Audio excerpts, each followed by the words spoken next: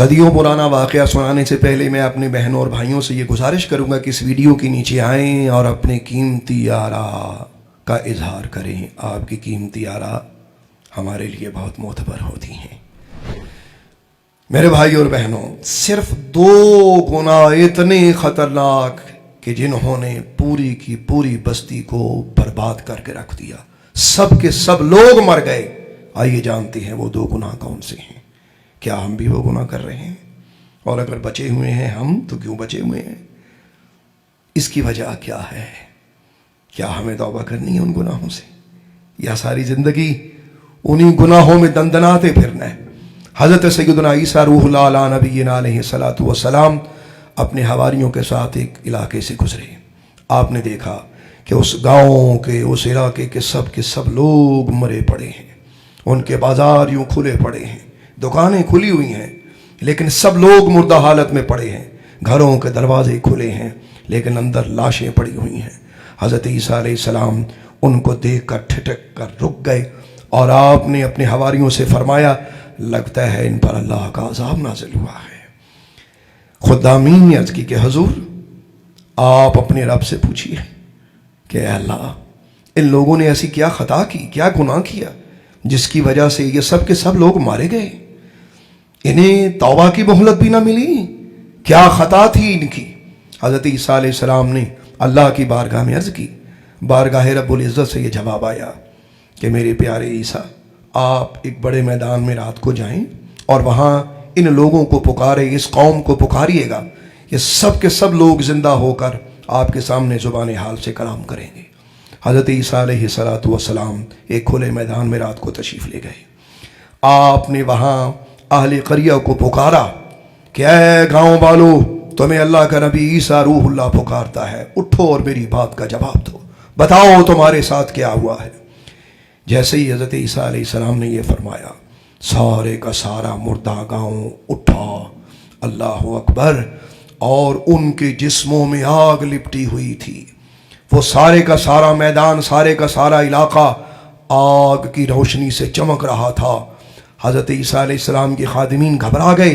حضرت عیسیٰ علیہ السلام نے بھی اللہ کی بارگاہ میں عرض کی کہ اللہ انہیں بولنے کی طاقت دے، یہ مجھے بتائیں کہ ان کے ساتھ کیا ہوا ہے۔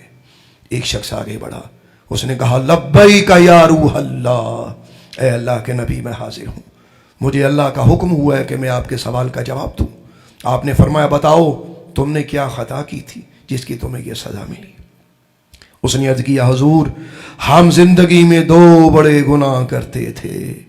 پہلا گناہ ہمارا یہ تھا کہ ہمارے دل میں حب دنیا کی محبت بہت زیادہ تھی، اور عالم یہ تھا کہ بازار میں بیٹھ کر گانے والے اور گانے والیاں، ناچنے والے اور ناچنے والیاں، شراب پینے والے اور شراب پینے والیاں، بدکاری کرنے والے اور بدکاری کرنے والیاں ہمارے محبوب ترین لوگ ہوتے تھے۔ ان کے بغیر ہماری زندگی کا کوئی تصور نہ تھا، اور ہم ان سے ایسی محبت کرتے تھے جس طرح کہ ایک چھوٹا بچہ اپنی ماں سے محبت کرتا ہے۔ ان کے بغیر ہم نے کبھی یہ سوچا ہی نہ تھا کہ ہم جی سکیں گے۔ ہر وقت ہمارا اوڑھنا بچھونا انہی لوگوں کے اندر تھا۔ یا نبی اللہ، ایک وقت ایسا آیا، ہم لوگ اسی بدمستی میں ایک جگہ پہ اکٹھے تھے، شراب نوشی کی محفل جاری تھی، بدکاری ہو رہی تھی، ناچ گانے رقص و سرور کی محفل آباد تھی کہ اچانک ہم سب کو موت نے آ لیا۔ ہماری آنکھ کھلی تو ہم جہنم کی آگ میں گل اور سڑ رہے تھے۔ استغفر اللہ، استغفر اللہ، استغفر اللہ۔ حضرت عیسیٰ علیہ السلام نے فرمایا کہ تم مجھ سے بات کر رہے ہو، اس کی کیا وجہ ہے، اور یہ باقی مجھ سے بات کیوں نہیں کر رہے؟ اس نے جواب دیا، یا نبی اللہ، ان سب کی زبانوں پر فرشتوں نے آگ کی لگام ڈالی ہوئی ہے، اللہ انہیں بولنے نہیں دے رہا، اتنا ناراض ہے خدا ان سے۔ فرمایا پھر تم کیوں بات کر رہے ہو؟ عرض کیا حضور، میں ان میں ایک نیکوکار انسان تھا، نیکی کرتا تھا، لیکن میری خطا یہ تھی کہ میں ان کی برائی دیکھنے کے بعد ان کو برے کاموں سے منع نہیں کرتا تھا، لیکن ان کے بیچ میں رہتا تھا، ان کے ساتھ رہتا تھا، ان کی محبت میں مبتلا تھا، یہ ہے میرا قصور۔ میرے بھائیوں، آپ نے یہ بات سماعت کی، میں آپ سے پوچھنا چاہتا ہوں درد دل سے کیا آج یہ گناہ امت محمد میں نہیں ہے؟ کیا حب دنیا ہمارے دلوں پہ راج نہیں کر رہی؟ کیا ناچنے والے ناچنے والیاں، گانے والے گانے والیاں، شرابی اور بدکار لوگ، نعوذ باللہ استغفر اللہ، میں کسی کا دل نہیں دکھا رہا، سب میرے بہن بھائی ہیں، معذرت سے محبت سے میں عرض کرنا چاہتا ہوں، کیا ہم نے ان کو اپنا آئیڈیل نہیں بنا رکھا؟ ہم نے تو اس شخصیت کو آئیڈیل بنانا تھا کہ جس کی غلامی کے لیے خلیل اللہ ترسیں، کہ جن کے لیے حضرت عیسیٰ دعائیں کریں، اے اللہ مجھے ان کا امتی بنا۔ جس نے اللہ سے باتیں کی کلیم اللہ، وہ کہیں کہ اللہ مجھے امت محمد میں سے بنا دے۔ ہم بغیر چاہے ان کی امت میں شامل ہوئے، ہم نے ان کی امتی ہونے کی کیا قدر کی۔ آج رمضان المبارک میں ان دو گناہوں سے توبہ، ایک کسی اللہ کے نافرمان سے محبت نہ کرنے کا عہد کریں، توبہ کریں، ایک دوسرا کہ اگر خود نیکی کرتے ہیں تو دوسرے بھائی کو نیکی کی تلقین کریں۔